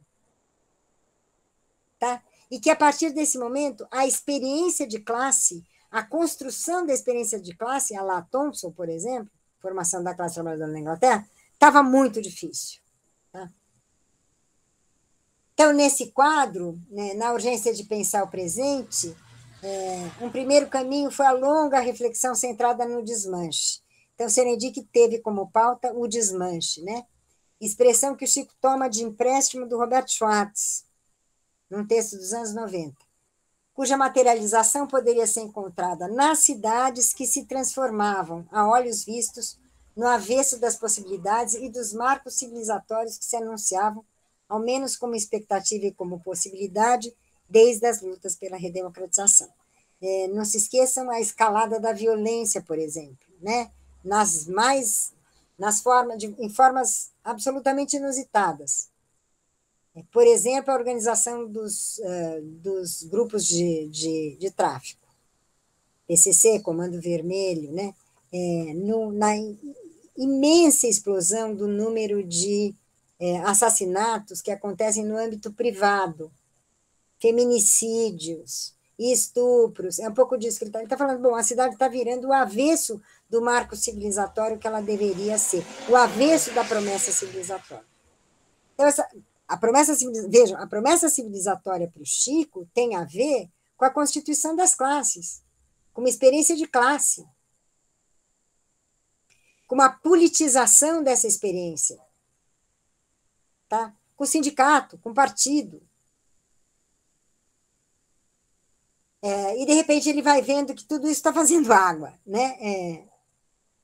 Essa reflexão, então, matizava os percursos do presente ao futuro de modo cada vez mais sombrio, em outros termos, como anulação. Essa foi uma questão, vamos dizer, quase obsessiva para ele, né? Como a anulação da política pela constituição de um consenso silencioso. Vejam que a eclosão das manifestações de direita no Brasil rompem esse consenso silencioso. Mas esse consenso silencioso estava sendo construído, o ovo da serpente estava lá. Vocês não lembram, mas acho que o Paulo lembra já, né? Você começa a perceber uma coisa meio esquisita em 2013, né? Começa a aparecer umas coisas meio... Então, onde é que apareceu essa gente? O que é isso que eles estão fazendo aqui? A gente não sabia, mas eles sabiam, né? Eles sabiam perfeitamente o que eles estavam fazendo ali, né? Enfim, esse consenso silencioso, de certa maneira, é o avesso da construção política a partir das classes, né? Ou é o avesso da construção política dos trabalhadores como classe, como sujeito político. A partir, então, desse desmanche, uma outra ordem se desenhava. Então, você tinha uma ordem se desmanchando e uma outra ordem se desenhando, uma ordem cujos nexos ainda exigem reflexão, em que a simples menção da necessidade de políticas públicas universais e universalizantes aparece como utopia e radicalização, né? Me lembro de um debate que eu assisti, aliás, com um pesquisador do SEBRAP, sobre Minha Casa Minha Vida, e esse pesquisador dizia para mim, mas o que você quer? Você quer moradia para trabalhador perto da Avenida Paulista? Eu falei, por que não?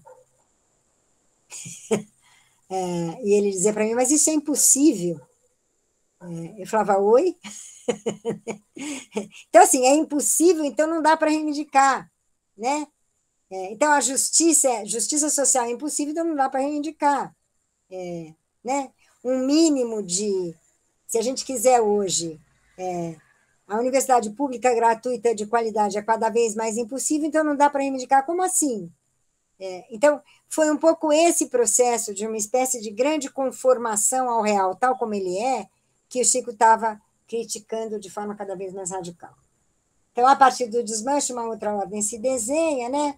Mas ainda aquilo que ganhava densidade, a partir de conceitos e formas explicativas clássicas, a partir de uma nova elaboração na contramão das vulgarizações da sociologia e do marxismo, parecia exigir um esforço novo de apreensão.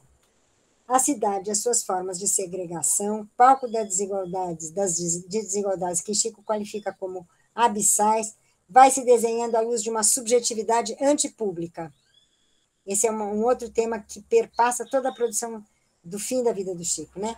Que habita classes e interesses dominantes num enorme acampamento onde os processos de privatização da vida borram os limites entre as promessas de emancipação e as novas formas de dominação, entre uma cintilância e sua captura, na explosão de uma violência que resulta de uma promiscuidade por ausência de relação mercantil, que detona os conflitos e leva aos homicídios. Essa ausência tem um nome: desemprego. Ele estava, em última instância, diagnosticando uma certa erosão das formas clássicas de sociabilidade, inclusive nos territórios populares, né?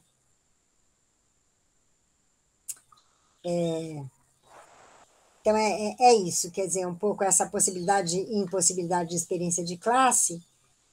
E aí se configuram primeiro vulnerabilidades e carências, depois a pobreza urbana em particular, que nascem da ruptura dos limites entre trabalho formal e informal, emprego e desemprego, de um assalariamento que escapa às formas clássicas do contrato de trabalho, cujo crescimento exponencial aponta, de um lado, outro patamar de produtividade do trabalho e, de outro, a ruptura do solo material, do autorreconhecimento da organização de classe, e, por consequência, conforma os abalos sísmicos nas formas de representação sindical e política. Queria dizer para vocês que, para o Chico, também, o fenômeno da forma condominial, do condomínio fechado, da autossegregação das elites e das classes dominantes, era uma espécie de expressão material dessa subjetividade antipública. Né? Era uma espécie de prova dos 9, sabe? Do caráter antipúblico, por assim dizer, das classes dominantes, da forma de dominação no Brasil, do fim de uma promessa de integração, de uma promessa civilizatória pela cidade, na cidade. Tá? E aí ele vai dizer que o trabalho abstrato ganha novas formas, ele chega a dizer que a jornada de trabalho vai terminar. E, de fato, trabalhando com os plataformizados, com os trabalhadores uberizados, isso é verdade. Se você for pegar os autoempreendedores, né, que estão muito longe de serem patrões, que substituem uma subordinação por uma porrada de novas outras formas de subordinação, eles não têm jornada de trabalho. Só que a jornada de trabalho, o pagamento do trabalho é capital variável. É custo. Né? O trabalho é custo. E o Chico diz, esse trabalho como custo vai desaparecer. E o pagamento do trabalho será dependente do lucro empresarial. Uber, iFood, Amazon, enfim. Então, ele estava pressentindo um pouco tudo isso. O urbano se estende, seus limites se borram e a cidade se transforma no seu avesso. Lugar da dissolução, da destituição do mundo público, o condomínio, por exemplo, né? O cercamento de praças, a privatização de enormes espaços urbanos, onde a desigualdade se escancara sem provocar escândalo. Isso ele não se conformava. Como é que as pessoas não ficavam escandalizadas? Com aquilo que o escandalizava. Lugar da privatização da vida e da desnecessidade do público, mas também lugar de reinvenções, que trazem a possibilidade frágil de novos combates pela distribuição da riqueza, pela restituição do território e elaboração cidadã, sempre ameaçada. Truncamento, inconclusão, incompletude e indeterminação habitaram a reflexão mais recente de Francisco de Oliveira, em que, ainda que tangencialmente, a cidade, e a cidade de São Paulo em particular, isso que ele chamava de uma polis desfigurada, em suas palavras, ganham contorno pela experiência da desigualdade, ancorada em um trabalho destituído de arbitragem pública e visível, que desfaz distinções entre emprego formal e informal, emprego e desemprego, com carteira e sem carteira. Talvez aqui seja possível flagrar, pela experiência da cidade, um enigma que conforma modos inéditos de dominação e violência e possibilidades sempre frágeis de publicização e emancipação. A cidade como território onde ganha visibilidade o conflito e os embates que Oliveira caracterizou como os trabalhos de Sísifo, vocês sabem quem que é o Sísifo, né? Então, a classe trabalhadora brasileira vai lá, consegue, chega aqui, cai. E começa tudo de novo e cai. Ele dizia que o movimento sindical, o movimento dos trabalhadores no Brasil, poderiam ser pensados como os trabalhos de Sísifo. É um texto inédito que eu espero poder um dia publicar, mas enfim. Então, a cidade como território onde ganha visibilidade o conflito, né, se põe como desafio para uma nova decifração. Nesse caso, as contradições não se resolvem, rebaixando continuamente seus termos, ainda que novos impasses possam ser todo o tempo reconhecidos. Tá? E aí o Chico vai chegar a essa ideia de territórios de exceção. Ele está namorando um pouco essa bibliografia da exceção, Carl Schmitt,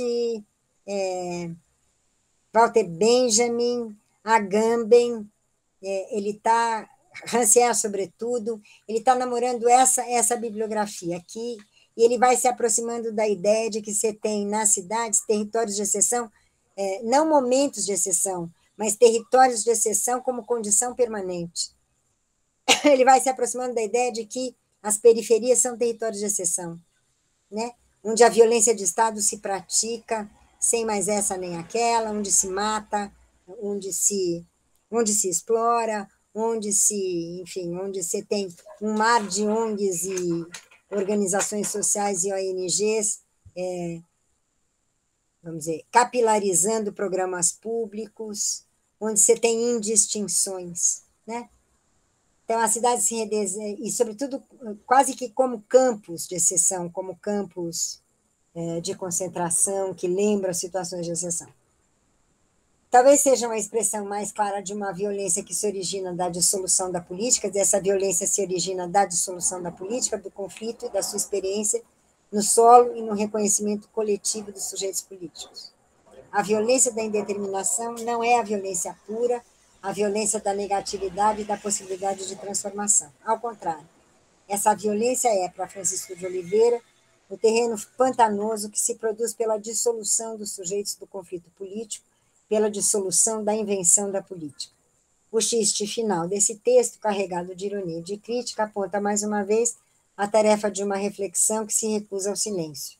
Ironia e luto se combinam no uso de uma linguagem ácida, espinhosa, dura e necessária, voltada para o que se silenciou nas novas e eficientes formas de assimilação que conformam o real como única alternativa, como o eterno menos pior. Então, aqui é o Chico falando. Não há mais política. Há tecnicidades e dispositivos que se impõem com a lei da necessidade. Adequamos nosso discurso para reconhecer a realidade e, em nome dela, planejar a exceção.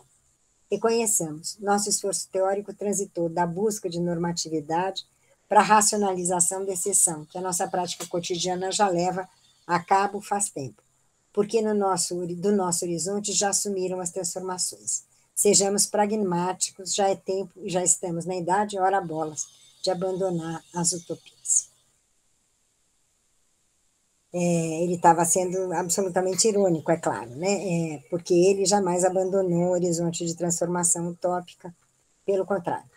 Então, na sua radicalidade, na batalha contra as formas de dominação de classe, contra a opacidade desses modos de dominação, contra o encolhimento do mundo e da política, na inquietação de quem nunca parou de brigar, os textos de Chico de Oliveira anunciaram a cada momento a construção de um modo de olhar o mundo, a política, o conflito, as expressões da luta de classes, a partir da realidade brasileira. Sua perspectiva crítica incansável se voltava a compreender e entender esse ornitorrinco chamado Brasil, para além de toda a censura, como a coragem imposta por cada momento de sua vida e de sua produção. O texto é maior do que isso, eu mandei o texto para o Paulo, se ele quiser, ele pode divulgar tranquilamente para vocês, está publicado, foi publicado meio às pressas, tem um monte de erro, hoje eu li na forma publicada, tem um monte de erro de revisão, mas enfim, está lá. Junto com esse texto eu mandei um outro, que é o último que eu escrevi sobre o Chico, eu acabei de escrever, também se vocês quiserem, Paulo pode divulgar. É isso, gente. Foi isso que eu selecionei. Vocês vejam que é um pouco a história do processo de urbanização brasileira dos anos 30 até hoje, né? Um pouco esse o espectro enorme. O Chico era um ensaísta, e esse tipo de produção cada vez mais raro, né? Cada vez menos frequente, por assim dizer, no universo intelectual brasileiro. Para mim foi um privilégio conviver com ele, eu nem sempre concordei com ele, muitas vezes discordamos, acho que a última conversa que eu tive com ele foi ainda em torno de uma discordância. Eu dizia para ele, ele dizia para mim, o lulismo morreu, eu falei para ele, olha, Chico, não morreu. E eu acho que não morreu. Eu acho mesmo que não morreu. Pelo contrário, eu acho que ele se redefine, mas ele não morreu. Enfim, uma convivência extremamente interessante, extremamente instigante, foi um privilégio conhecê-lo e conviver com ele e trabalhar com ele durante pelo menos 20 anos da minha vida. Era isso, gente. Muito obrigado, Cibele, muito, muito legal, muito rico, aprofundou, desenvolveu muitas coisas que a gente estava vendo aqui no curso. E eu também teria muitos pontos para comentar sobre a atualidade, muito interessante, em especial, não vou conseguir me furtar disso, da atualidade, e o engraçado, o Harvey retomar a ideia da acumulação por espoliação nesse momento pós-crise de 2008, que é como se essa estrutura de funcionamento se universalizasse. É a Isso, periferia que chega no centro também. é isso. Então, isso é.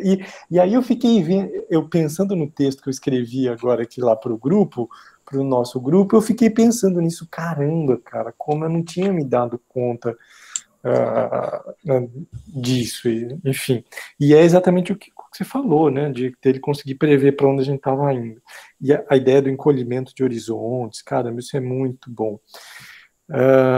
Eu queria só, eu vou também abrir, ver se alguém quer fazer uma questão e tal, mas eu queria que você comentasse um pouco, voltando então àquele período dos anos 70, o que tem a distinção então da tese dele, né, sobre a acumulação primitiva como estruturante, né, então, portanto, essa expropriação, com a espoliação urbana do Lúcio Kovarik. Tudo a ver.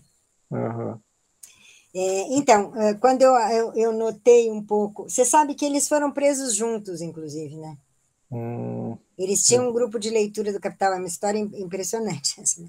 Imagina aquele lorde chamado Lúcio Kovarik preso. Imagina, imaginar que o Lúcio Kovarik era um revolucionário dá vontade de rir, né? Eu fui aluna do Lúcio, convivi bastante com ele, é um absurdo, mas enfim.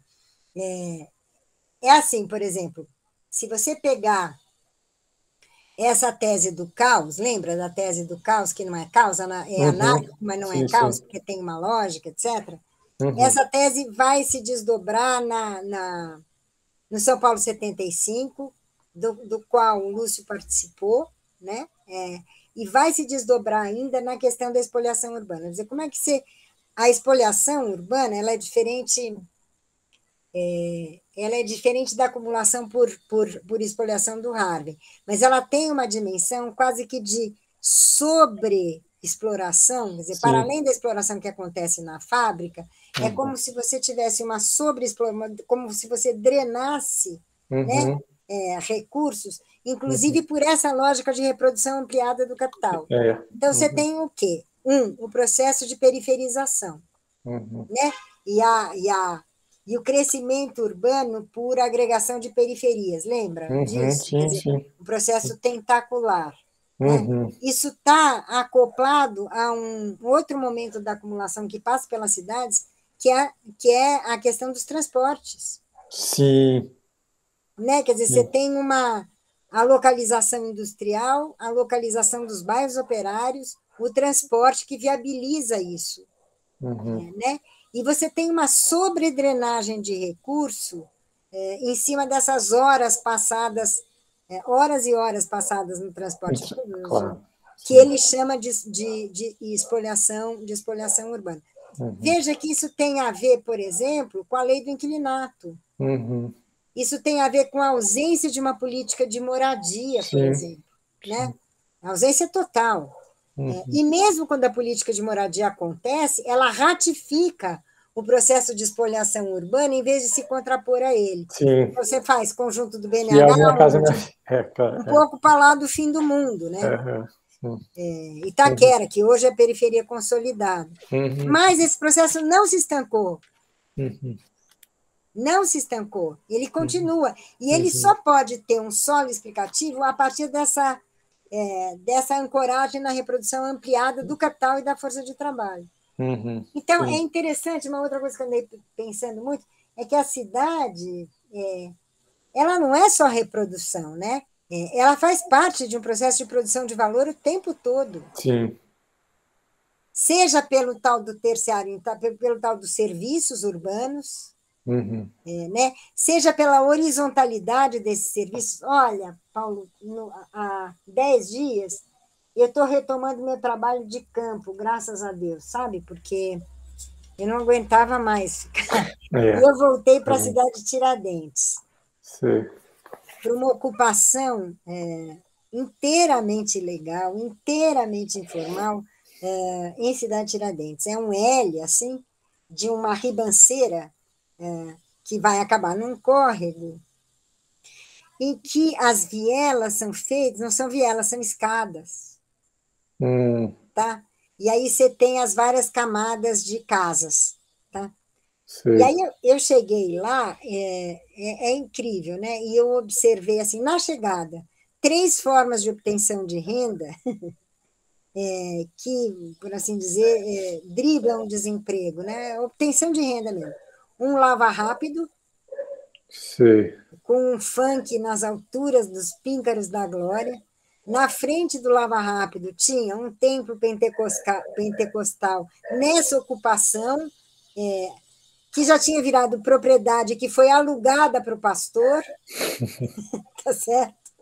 E ao lado disso tudo, uma loja que se chamava Polishop, de produtos de limpeza feitos por um professor, enfim, um ex-agregado, assim, professor, mas enfim, de escola municipal, desempregado, que não tinha como sobreviver, acionou a internet e produz produtos de limpeza. Eu até ganhei um desinfetante desse tamanho, cuja segurança ninguém sabe, evidentemente, qual é, né? Nem para ele, nem para a população usuária. Enfim. E isso conforma, por assim dizer, a viração, só que uma viração de nova espécie, né? Primeiro, porque nesse lugar tem carro e tem lava rápido, que de rápido não tem nada, é um cara com água e sabão esfregando, enfim.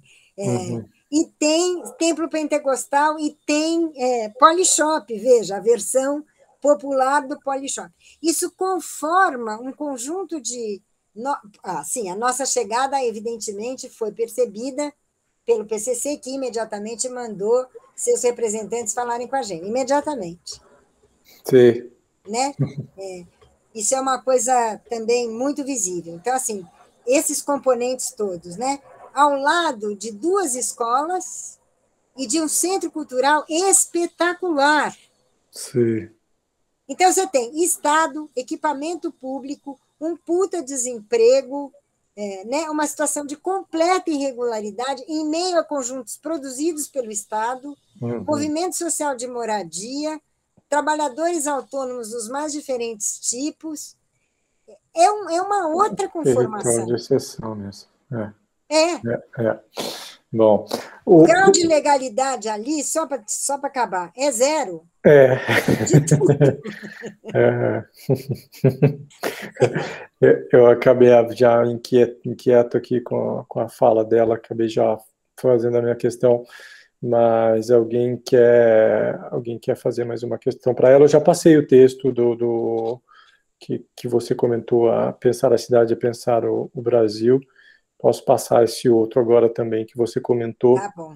E se alguém quiser fazer mais alguma questão, senão a gente libera a professora Não, só Sibeli. responder ao Nogueira, então, essa tese de que o espaço não é rural, tá vendo? Está aqui, não sei. Ah, tá, vi.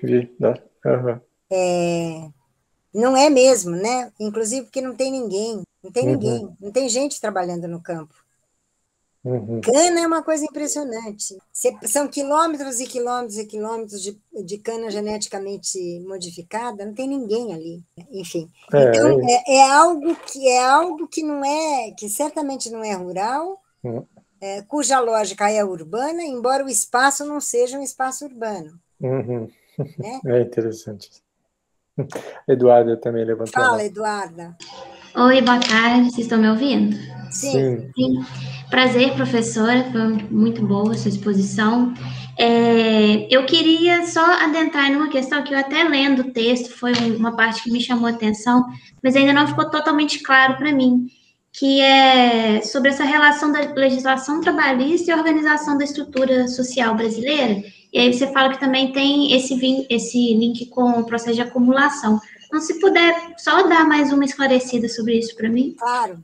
O que você tem pela legislação, o que o Estado brasileiro varguista, o que o Vargas fez? Ele unificou a remuneração da força de trabalho. Ele construiu um patamar para essa remuneração. É muito interessante, se você pega alguns industriais da época, a reação dos industriais é horrível. Os industriais brasileiros foram contra. Mas, na verdade, ao unificar, ao montar um patamar, ele constitui também um patamar para o processo de extração de mais-valia. E unifica nacionalmente isso. ele unifica nacionalmente, ainda que, claro, que você tenha diferenças regionais de preços que sempre foram significativas. Mas, mesmo assim, isso foi funcional para o processo de acumulação, ou seja, para tornar a unidade industrial a mola, a peça-chave desse processo de acumulação, tá? Drenando recursos de todos os outros. Não se esqueça que, olha que coisa louquíssima, o salário mínimo foi instituído nas cidades, ele não valia para a produção rural. Isso é muito impressionante, né? Porque você imagina que isso foi um dos motores pelos quais a cidade vai se configurar como um polo atrativíssimo. Não tinha direito trabalhista nenhum no campo, nada, zero. Essa foi a luta das ligas camponesas, essa foi a luta dos anos 50 a 60, Francisco Julião, Miguel Arraes e muitos outros. Então, isso acabou funcionando como uma mola propulsora do processo de acumulação, ao invés de obstaculizar, favoreceu. E esse salário mínimo é um salário de subsistência, aliás, por lei. Então, ele é o custo mínimo de reprodução da força de trabalho. Obrigado de novo, Cibele, pessoal. Então, passei o texto que ela comentou, passo o outro texto para vocês até aí nos próximos dias, que seria, vamos liberar a Cibele, e agradecer de novo muito a presença, e muito enriquecedora a sua exposição mesmo, Cibele. Prazer ter você aqui com a gente. Prazer foi meu, gente. A gente Tchau, se vê. obrigada. Tchau.